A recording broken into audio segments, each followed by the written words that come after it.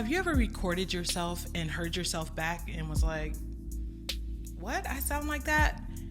And then you go on your Instagram and one of your favorite artists is on live and they sound exactly like they do on the track.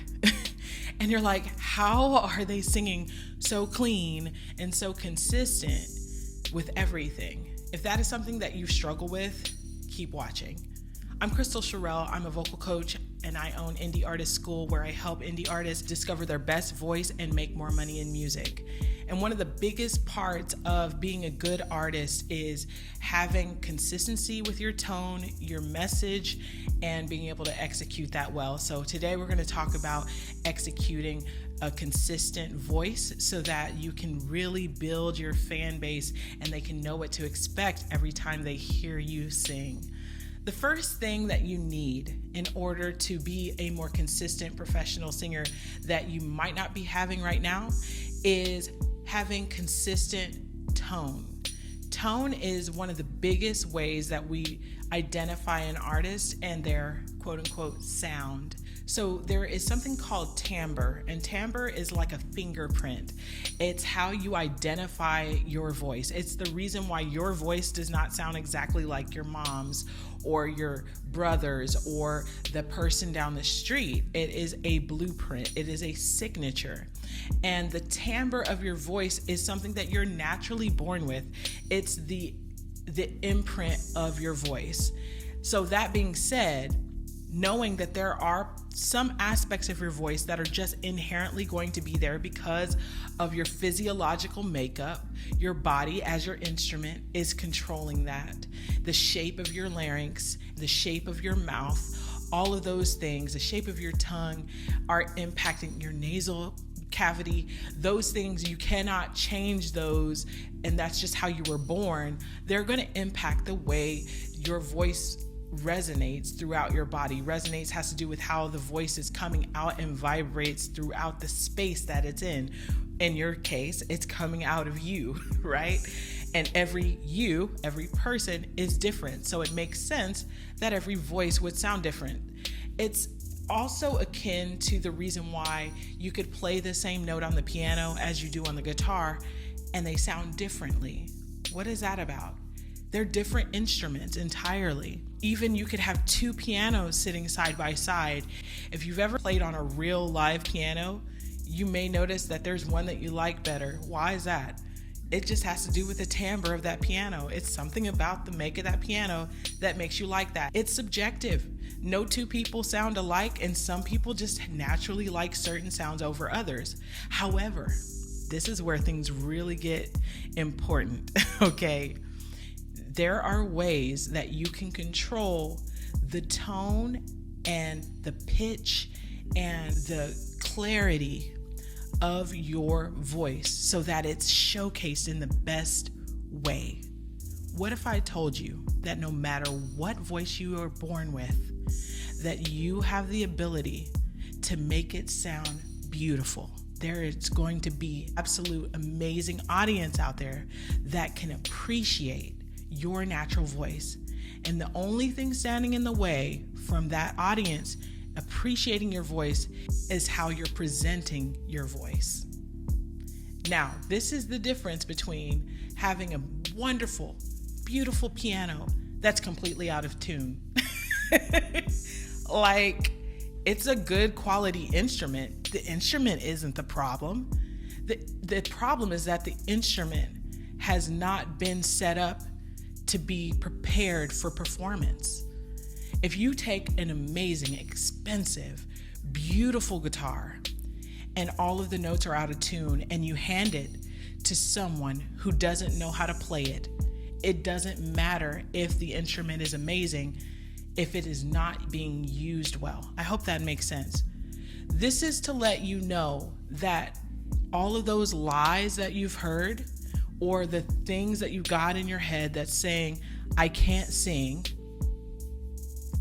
that's a lie. Everyone can sing. You just may not know how to use the instrument you were born with. If you have a voice, you can sing. You just may not know it yet. Okay, let me tell you a story. I'm an independent artist myself, And I started Indie Artist School. I'm an R&B vocal coach because I personally experienced what it's like to have an instrument that wasn't being used well. I'm gonna tell you, when I was not always a great singer, and I know that sounds crazy. Most people think that everybody who can sing was just born that way. Now, I'm not going to sit up here and take any credit away from God, okay? Because you listen, I don't know what you believe, but I'm just saying, I know I've been blessed with a voice, okay? But I didn't always know how to use it, okay?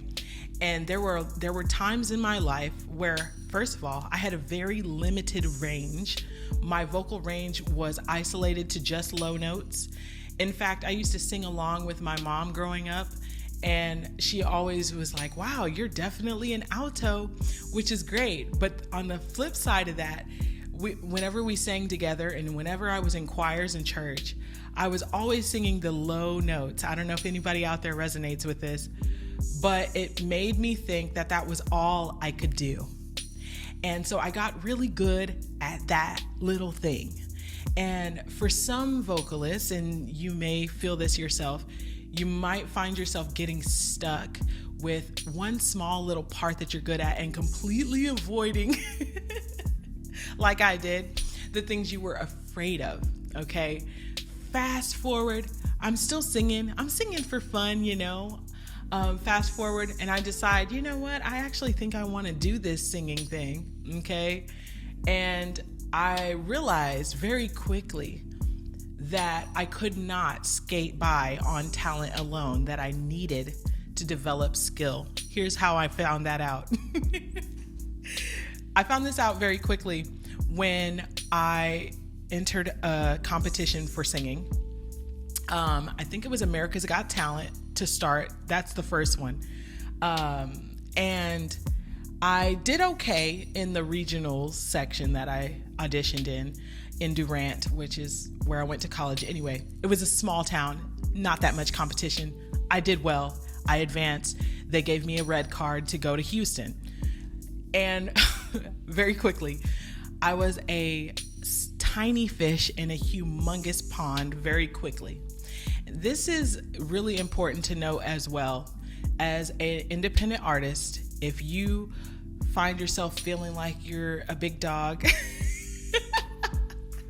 where you are, don't let your ego get you, because chances are you just haven't been far enough. You haven't gone far enough. You haven't exposed yourself to enough. You've been living in a bubble. And when you live in a bubble, it's very easy to think you're all that, okay? And that can limit you as well. Very quickly, I found out, the competition is real out here. This is the home of Beyonce. Even when I was gigging out there and I did wedding gigs and I collaborated with different artists, I got humbled so much, you guys. And I was like, I gotta step up my training. So I started training my own voice. I started creating my own vocal exercises for myself. It started with me. I did it for me first. And I started noticing that my runs were getting cleaner. And I was less afraid of singing around other artists. I say all this to say that I realized that the voice can grow and the voice can change. I very quickly, like so many people around me, I could have said, this is the best I can do, and this is as far as I'm going to go. And I'm telling you this story to let you know that I would have couldn't dream in a million years of opening for Lauryn Hill. The only reason I was able to open for Lauryn Hill is because I won a Hard Rock Rising competition, which is also about being a better performer. I wouldn't have been able to win that if I wasn't putting in the practice, putting in the work. I was gigging a lot. I was training my voice a lot.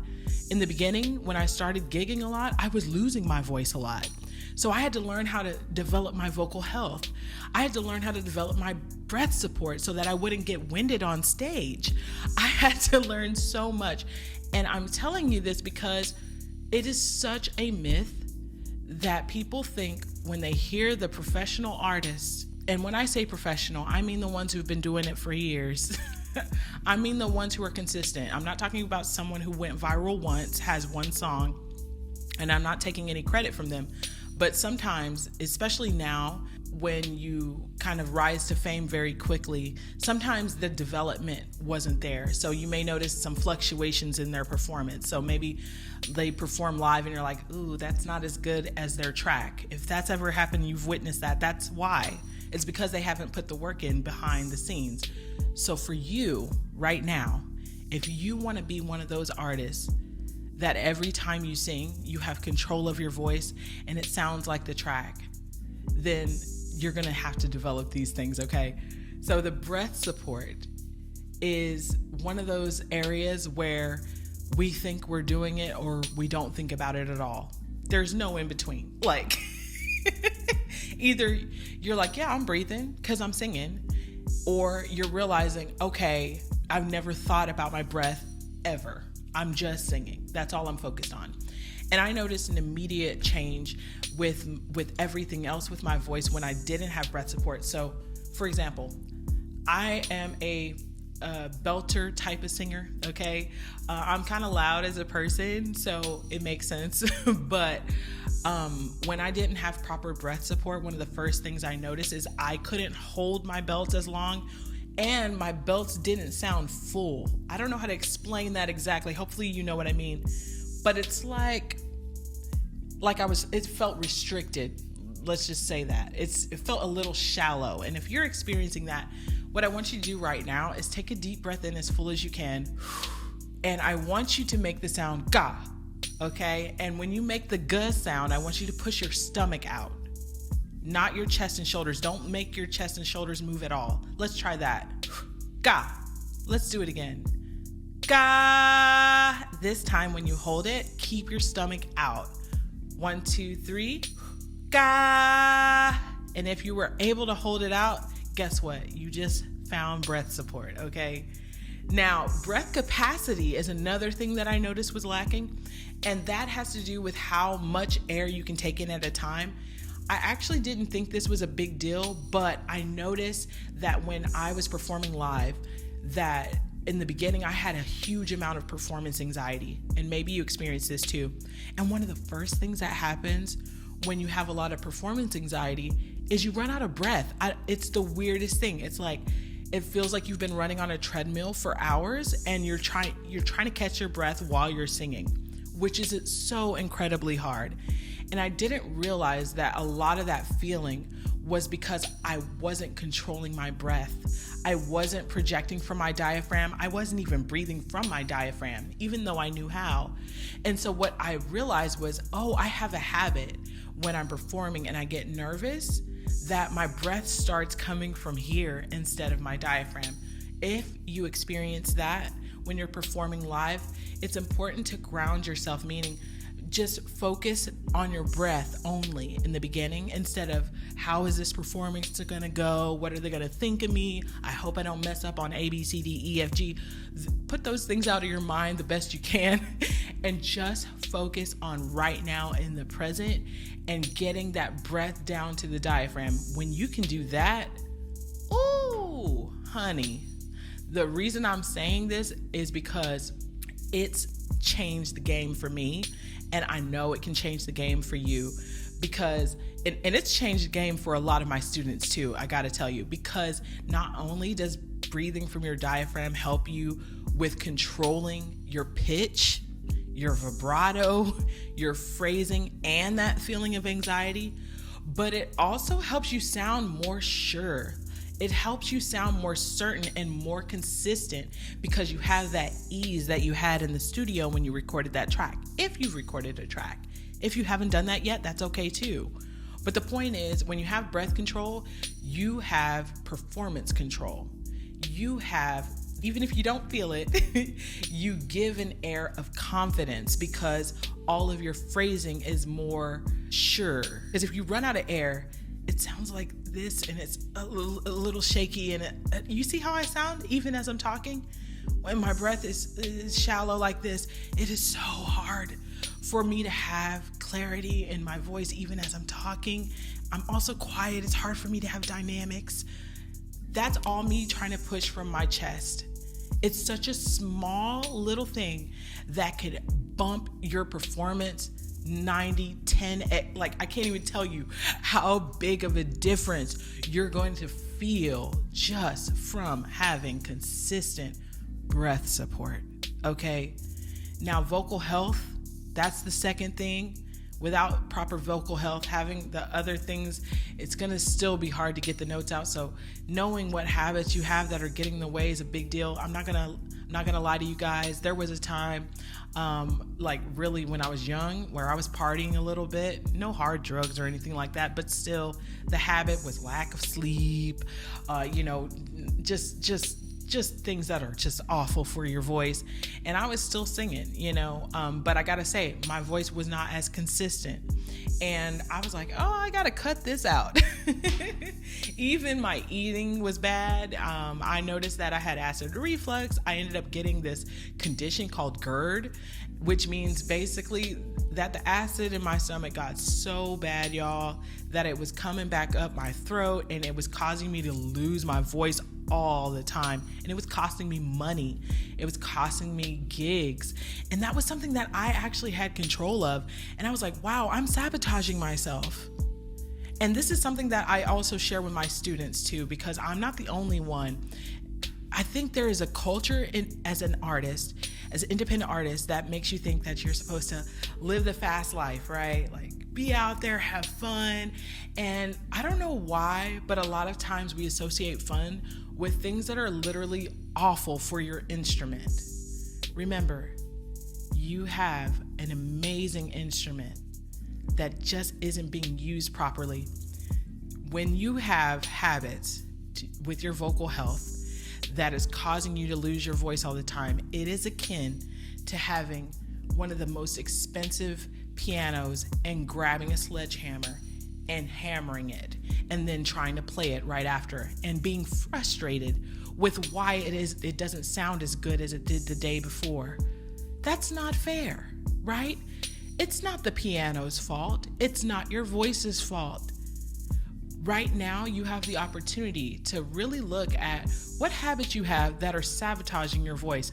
Everybody doesn't like hearing that, but it's important. This is that wake-up call, okay? If you want consistency with your voice and you're serious about it, you gotta pay attention to that.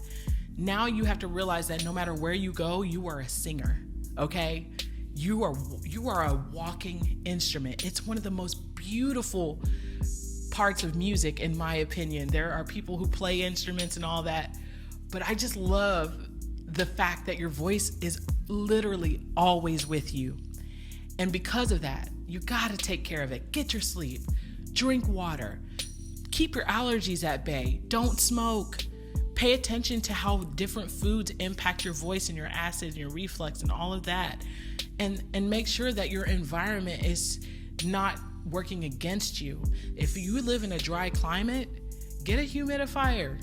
Like, there's no reason you need to wake up every day without a voice, okay? Last but not least was the control. I told y'all, when I started, I was... I would sing good sometimes, right? But I was a little bit nervous. A lot of my performance anxiety was related to this. I was nervous because there were things in my head that I wanted to perform that I wasn't always sure I could get out. Remember, I said in the beginning, I was afraid of singing high notes, but in my head, I'm like, I really want to do that. And so it wasn't until I started exploring more with my voice and realizing all of the shortcomings that I had, right? And singing more often and training more often helps you really come face to face with what your voice is needing. Even though it's hard to do this, I think it's very important as an artist to do this, because without doing it, you're always going to limit yourself and you're going to limit your creativity. I think exploring your voice and controlling it is an important part of being an artist. When I started realizing that I could actually try higher notes daily through vocal training, I was surprised that my range has increased as much as it did. Now I can sing whistle notes, which, what? Like, seriously? There was a time where I was afraid of head voice. Like, are we serious, right? What are we talking about? But that would have never been possible if I wasn't training my voice regularly. It's funny too, because a lot of my peers and singers that I was around would be surprised at different gigs at what I was doing. And they were like, I didn't know you could do that. And I'm like, honey, I couldn't. I couldn't before. And it's funny when my students tell me this as well, because they are shocked by what their voice can do. And this is why I said at the beginning, you were born with an amazing instrument. I know that sounds crazy and you may not believe me, but there's a reason that we have the voices that we do, and they all have superpowers. And some of them are things that you have never even discovered before because you haven't learned how to fully use it. I realized whistle register is just a register that I didn't know how to get into, but it was always there. Even when you learn how to sing on pitch, you have all of those notes already.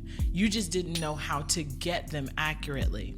So one of the things that I love to do with my students is training pitch accuracy through vocal exercises, is to also work on the speed of the agility and the control. So some of this has to do with the shape of the mouth so that you can have a consistent tone. And that is also very important, I realized, especially when it came to recording. If you've ever been there, you already know. But if you've ever been to the studio and you recorded yourself and each take sounds a little different, and then you go the next day and you listen back and you're like, what? It sounds like 5 different people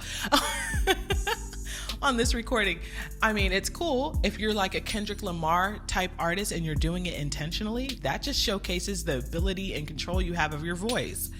But if you're doing it unintentionally and you're looking for consistency, that just means that you stumbled on different tones and colors by changing the shape of your mouth.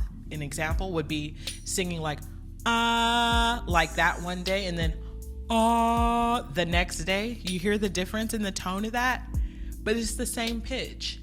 Now, what did I change? Now, if to the untrained eye or ear, you may not know exactly what it was I changed. All I did was change the placement of my tongue, and I dropped my larynx. Versus that changes the tone drastically. Small little tweaks like that. Now it's the same pitch. Now you hear how that one sounds even different. Now I'm using more of my nose. What?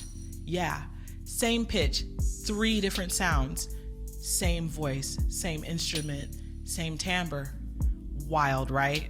So that just means that you have the control to change and create your sound, but you just didn't know how to do it.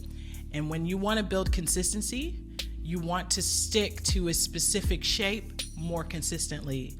And I will say this, even as you sing throughout your entire range, there are certain shapes that will bring out your voice to the fullest capacity, even more depending on where you are in your voice. This is such an important part of having a consistent sound as an artist. It's very hard to market and brand your actual business as a musician if you sound different on every track and your delivery is different, because your audience doesn't know what to expect. Remember how I said that it's subjective and that people like different things, but they need to know who you are in order to fall in love with you. And if you're always changing your sound dramatically, especially when it comes to your tone and how clear and clean you sound, maybe they fell in love with one of the sounds and not the other, right? And you wouldn't even know that if you're always changing it. So this is important. If this is something that you want to develop even further through training, go ahead and click the link below and join my R&B singing success system so that you can take your voice from where it is to the next level. I hope you're ready. Happy singing.